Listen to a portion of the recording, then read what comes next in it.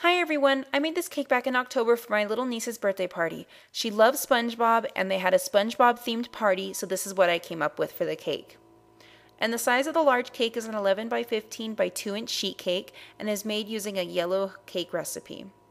And the SpongeBob is actually a separate cake made with the Wilton SpongeBob character pan and is made using a chocolate cake recipe. So the very first thing that I did after baking the cake was to cut the top of the cake to make it level. I did this using a cake leveler. I bought mine at Michael's and it cost me around $4, but if you don't have one of these, a serrated knife will work just fine. Then using the same leveler, I cut the cake in half to allow it to be filled. The filling that I'm using is a cookies and cream filling. And I just poured it all over the cake, and then using a cake spatula, I just smoothed it out. And then I placed the layer of cake right on top. Then I applied a layer of crumb coating onto the cake using my buttercream icing that has been tinted a light blue color.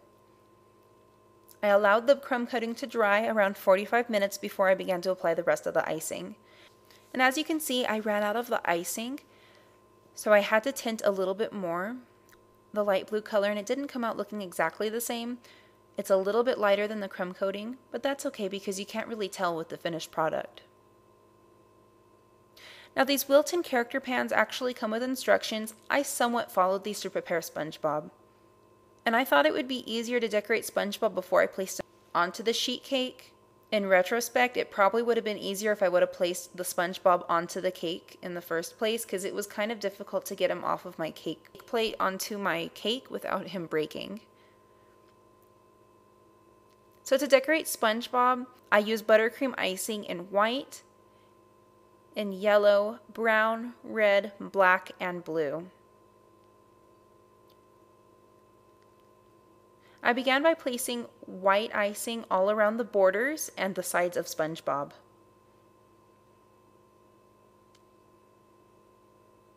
And for the spots where the icing needed to be flat, I used my clean finger dipped in some cornstarch and I just smoothed it out. I had to do that for the eyes, the teeth, and the tongue, and maybe a few other places. For his body, I used the Wilton number 18 tip with yellow tinted icing and just placed stars all over.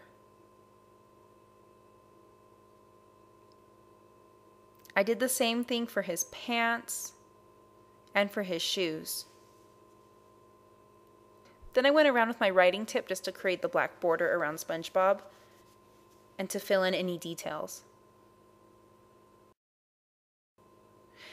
After I placed SpongeBob on the cake, I used a white shell border all around him.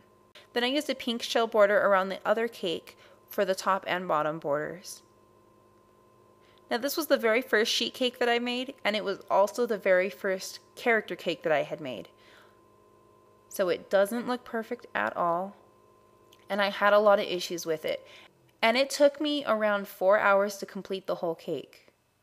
So there's many issues with it, but my niece was happy with the outcome, and it's her birthday, and that's really all that matters. So let me know what you think about my cake in the comments below, and thank you for watching.